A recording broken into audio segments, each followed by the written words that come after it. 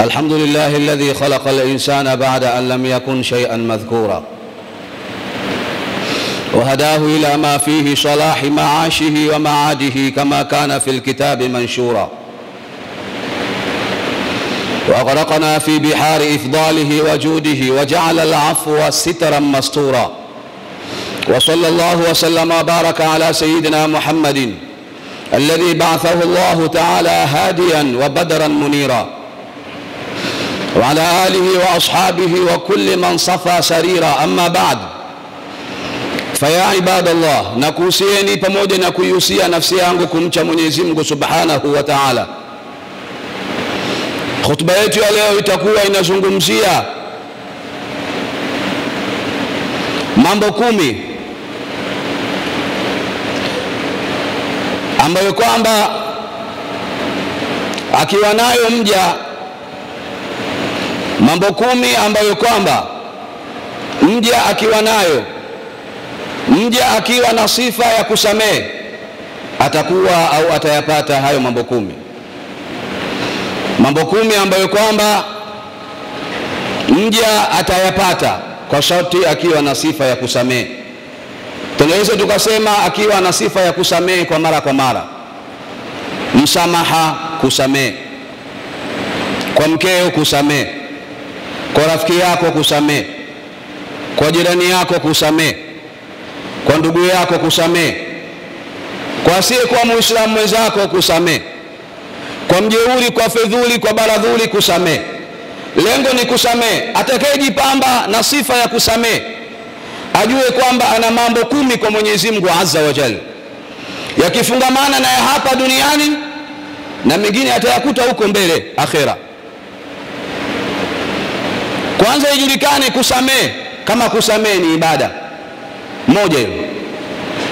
Kusamehe kama kusamehe ni ibada, tena ibada yenyewe inayopatikana ndani ya moyo, ni katika ibada kuu, ni katika ibada adhim, ni katika ibada kubwa, ni katika ibada ambazo kwamba zina sharaf, zinamfanya mja akapata daraja, akawa karibu kwa Mwenyezi Mungu kwa haraka.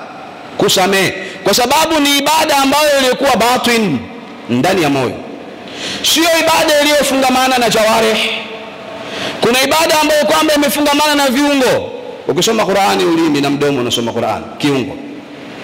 Ukikamata kitu, unapochukua sadaka unampelekea mtu, mikono yako imebeba, kiungo kimepata thawabu, kiungo kimepata malipo, mkono wako umefanya ibada. Unapojizuia kwenda kusikiliza jambo baya, kiungo kimefanya ibada. Unapojizuia kumwendea vibaya Muislamu mwenzako au muumini mwenzako au kiumbe mwenzako kwa jambo baya la kumdhuru, mguu umefanya ibada. Hizi ni ibada zinazofungamana na viungo. Lakini msamaha, kuna ibada zinazokuwa ndani ya moyo. Kutokuwa na kiburi moyoni, kutokuwa na dharau moyoni, ikhlas moyoni, kusamehe moyoni. Khutba yetu, kwa hiyo jambo la kwanza, kusamehe kama kusamehe ni ibada. Unaposamehe maana yake unafanya ibada iliyokuwa ndani ya moyo. Wa man yu'azzim sha'air Allah fa innaha min taqwa alqulub. Anayetukuza alama za Mungu, misikiti, kuwatukuza wale ambao kwamba misahafu, Kaaba na vinginevyo vile vyote, unatukuza nini? Heshima alizoweka Mwenyezi Mungu katika mlango, katika ulimwengu wa ardhi. Unaposamehe, kumsamehe mwenzako, umemtukuza yule binadamu. Kusamehe kama kusamehe, jambo la kwanza ni ibada. Unaposamehe, jambo la pili, jua kwamba unapata mapenzi ya Mungu. Mwenyezi Mungu anakupenda. والكاظمين الغيظ والعافين عن الناس والله يحب المحسنين. والكاظمين الغيظ, wanameza, wameudhiwa, wamekerwa, hawana fundo, hawana hii kinyongo, hawana ile kuweka katika nyoyo zao. والكاظمين الغيظ والعافين عن الناس, wanawasamehe watu. wallahu yuhibbul muhsinina, Mungu anawapenda wanaosamehe. Muhsinina maana yake hawa nyuma, sio maana yake wanaofanya mema. Mema sawa, lakini linalokusudiwa hapa, Mwenyezi Mungu anaopenda muhsinina, wale wanaosamehe. Anakukera mtu, anakuudhi mtu, anakukosea mtu, na unajua hasa huyu mimi ananikera na niudhi, lakini wewe unasamehe. Wallahu yuhibbul muhsinin, Mwenyezi Mungu anakupenda. ukiwa na sifa ya kusamehe. Na sio hivyo, jambo la tatu, Mwenyezi Mungu ukiwa na sifa ya kusamehe anakusamehe. Waliafu waliyasfahu ala tuhibbuna an yaghfira Allahu lakum. Sifa ya tatu, wasamehe, waliafu waliyasfahu, moja kwa moja, sio ulimini. Nimekusamehe, kumbe kwenye moyo wako una magonjwa. Umemsamehe vipi? Unatoka hapo baadaye unaenda kusema maneno, yule kanifanya hivi, kanifanya hivi, yule iko hivi. Waliafu, wasamehe, waliyasfahu, ndani ya moyo wao, kwa roho safi, nimekusamehe. Yani sio ulimini, mpaka moyoni. Ala tuhibbuna an yaghfira Allahu lakum, hampendi Mungu akusameheni? Tunapenda Mungu atusamehe midhambi yetu, midude yetu tuliyomkosea. Basi waliafu waliyasfahu. Sifa ya tatu, na Mungu vile vile anakupenda, sio kukusamehe, anakupenda. Ya pili, ya tatu, na wewe Mungu anakusamehe dhambi zako. Yani kuna dhambi ambazo kwamba zinasamehewa na Mungu kwa sababu ya wewe kumsamehe mwenzako, kama mfanyakazi wako ofisini kwako, kama mfanyakazi wako nyumbani kwako, vyovyote itakavyokuwa, msamaha wa aina yoyote, lakini kusamehe. Wewe epuka na neno, ondoka na neno, kusamehe. Na hii ndio ilikuwa sifa ya mtume wenu, Mtume Muhammad. Sifa yake ilikuwa anasamehe, sio kwenye haki za Mungu, la, kwenye haki yake anasamehe. Ama mambo ya haki ya Mungu mengine hayo, mtu kaiba, mtu kazini, hizi ni haki zingine. Tunazungumzia usamehe katika haki yako wewe. Unao uwezo wa kufanya lolote. Mama Aisha anasema katika sahihi Muslim, ma daraba Rasulullah sallallahu alayhi wasallam shay'an qattu biyadihi wala imra'atan wala khadima wama nila minhu shay'un qattu fayantaqimu min sahibihi illa an yuntahaka shay'un min maharimillahi fayantaqima lillahi ta'ala. Ndio alikuwa hivi Mtume Muhammad, hajawahi kupiga mtu kwa mkono wake kabisa, qattu shay'an qatt, si mkewe wala mraatan wala khadima, wala si mfanyakazi, wala mraatan wala khadim, wama nila minhu shay'un fayantaqimu min sahibihi, wala hajawahi kukosewa kitu, kakosewa yeye, sio yeye ni kakosewa mtume. Yani kabisa anajua mtume kakosewa, alafu ikawa sababu ya kumadhibu yule mtu.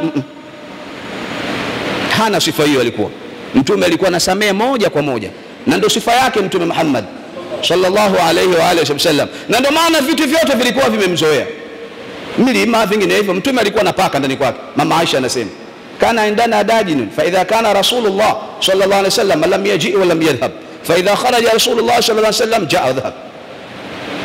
Tulikuwa tunapaka ndani, akiwepo mtume, paka yule tuli, haangaiki, amna nyau wala nyau, kimya.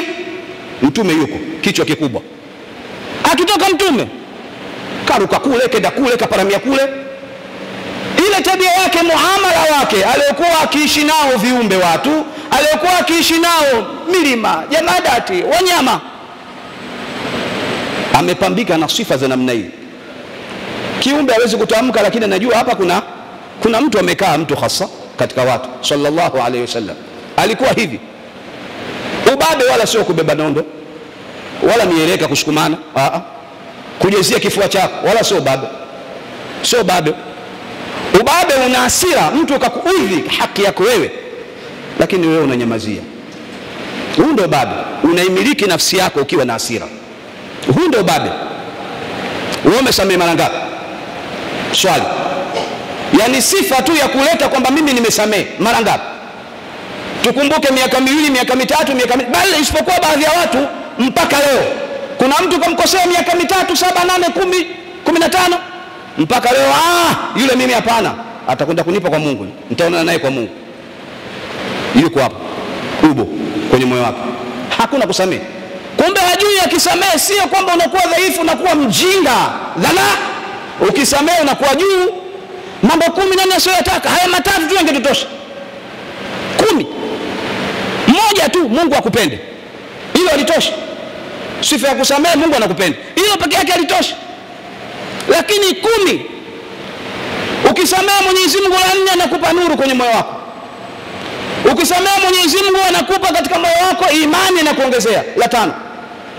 Sio hivyo, ukisamehe Mwenyezi Mungu amekuandalia mahurul aini ndani ya pepo.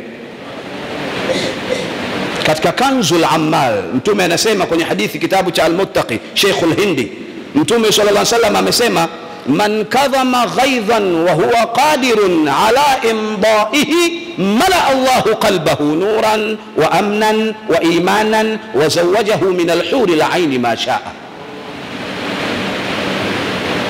Matatu hayo. Akiwa na mtu ya sifa ya kusamehe, Mwenyezi Mungu ataujaza ndani ya moyo wake nuru.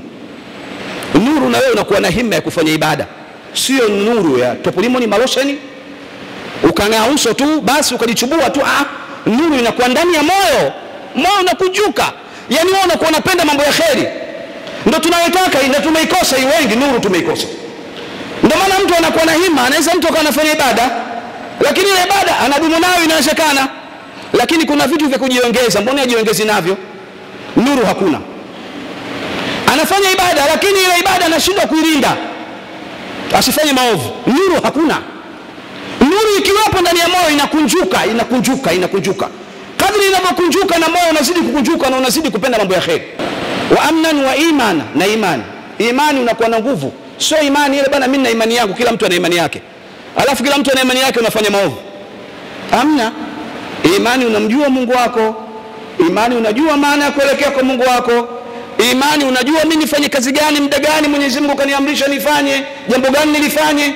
Imani ukisikia swala unajua wito wa Mungu haraka, sina mikubete, sina mambo ya mpira, sina madudu fulani. Imani sio imani wewe una imani kila mtu na imani yake, kwa swala umefika na dakika 5 zimalizike. Imani hakuna. Yani ukiona mvivu katika mambo ya khairati, imani yako hata kama ipo pungufu. Nuran wa amnan wa imana.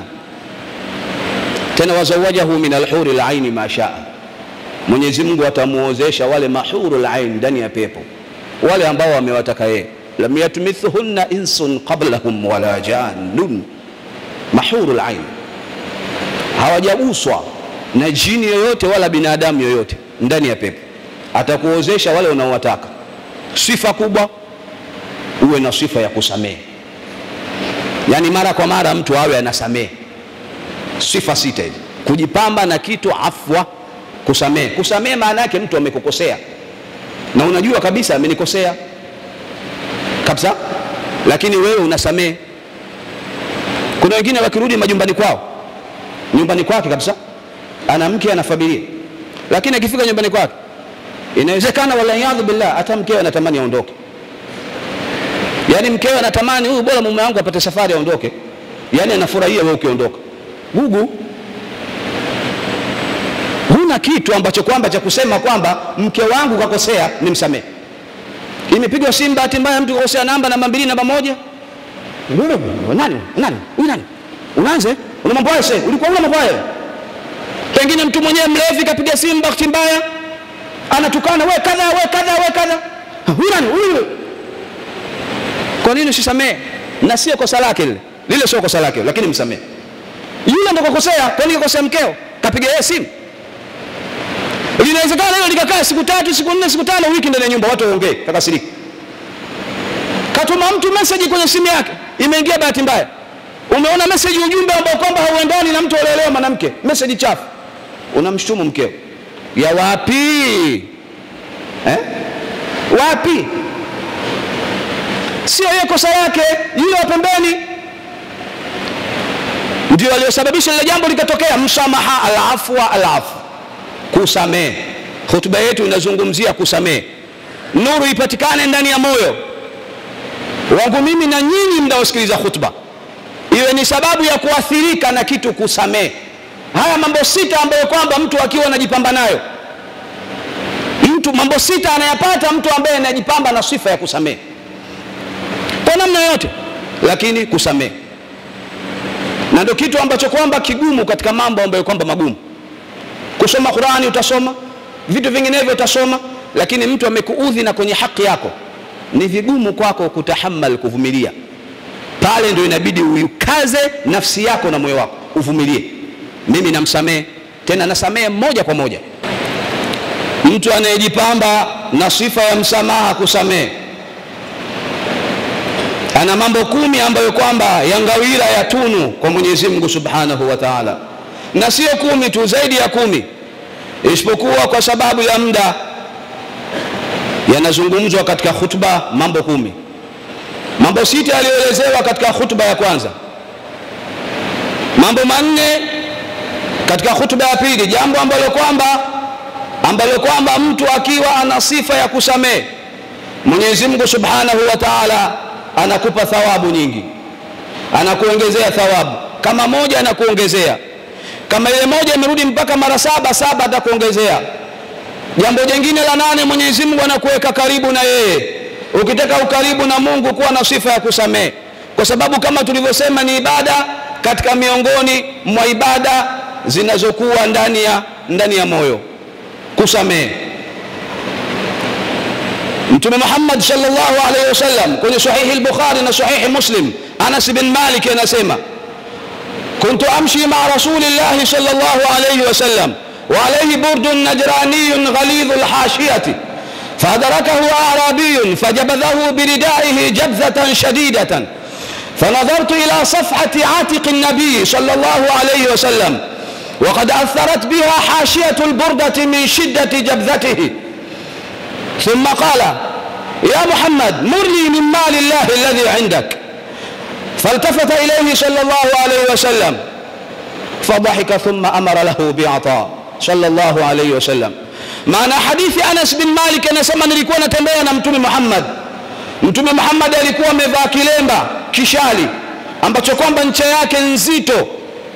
Kwa nini kasema hivi? Kwa sababu kishali kikiwa kizito na ncha nzito, ukimkaba mtu inakuwa ni haraka zaidi kumuathiri na kumuumiza. Kwa hiyo kile kishali nilipokuwa amekivaa kwenye shingo, bedui mmoja akamjia. Bedui matabia zao wanajulikana, wale Waarabu wanaokama shambani, tabia zao zinakuwa jaf na rombaye. Akashika kile kilemba, akaishika shingo ya Mtume Muhammad, akamvuta hivi. Alipomvuta, Anas bin Malik anasema, fanadhartu ila safhati atiq an-nabi, nikaangalia katika shingo ile ya Mtume, nikaona kile kilemba kilivyotoa alama baada ya Mtume kuvutwa sallallahu alaihi wasallam. Alipovutwa kile kilemba kimemuathiri kwenye shingo.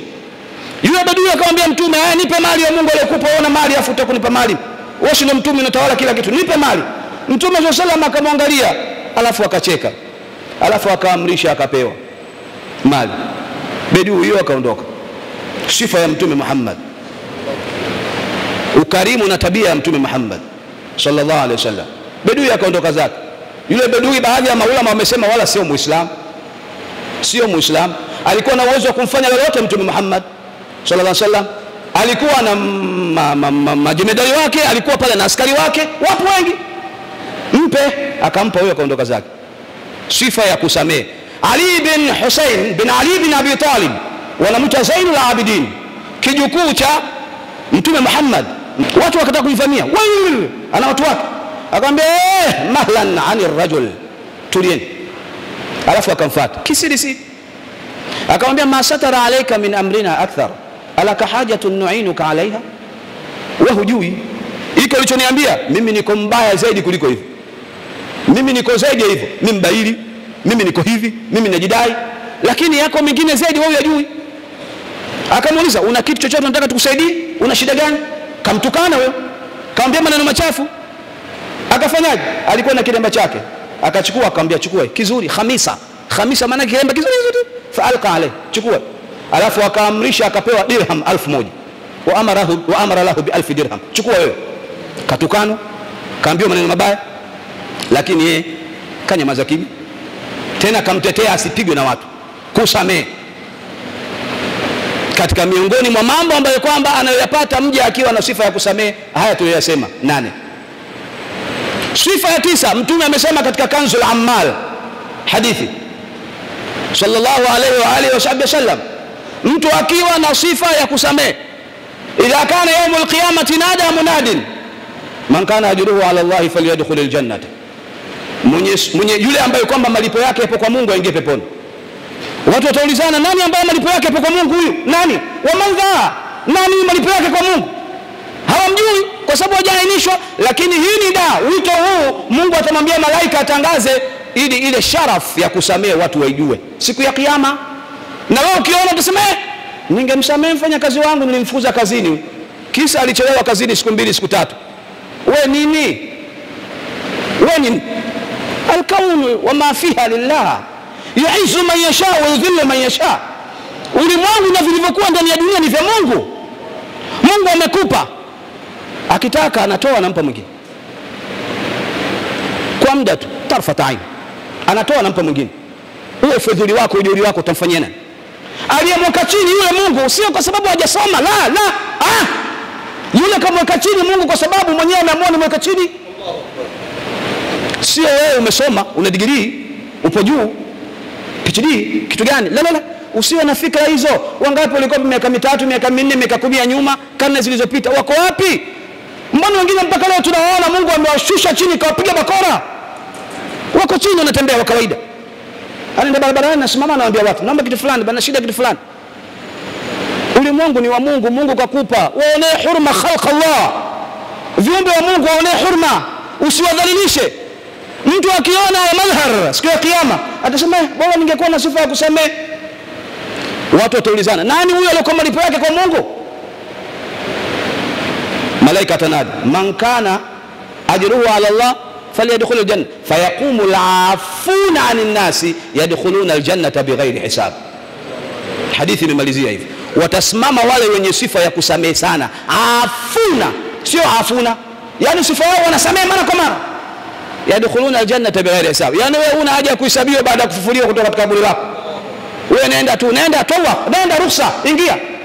Wanaingia peponi bila ya hisabu. Hii ni sifa katika miongoni mwa sifa ya 9. Sifa ya 10, mambo yako yote yanatawala Mungu. Mambo yako, nikimaanisha mambo yako, Mwenyezi Mungu atustiri. Tunafanya maovu, tunafanya maasi. Mtu anakuwa ndani anafanya maasi, kaingia kichochoroni kafanya maasi. Amekaa na simu yake huko anaangalia maasi kwenye simu. Kaingia nyumba fulani ya wageni, inaitwa wageni, anaingia anafanya maasi. Ile sehemu itakuja itakutolea ushahidi siku ya kiyama. Viungo vyako baadhi vitatamka, vingine vitatoa ushahidi siku ya kiyama.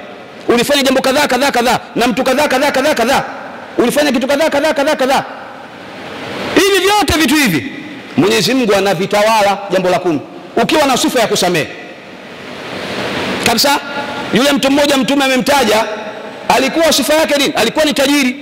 Kana rajul mimman kana qablakum wa kana musira, tajiri. Sifa yake ilikuwa nini? Anawaambia wale wafanyakazi wake, nendeni kwa wale ambao mnawadai, nendeni. Anawaamrisha vijana wake, amuru khilmanahu, kwa kila mtu ninayemdai nendeni, wapo 10, 20, 30.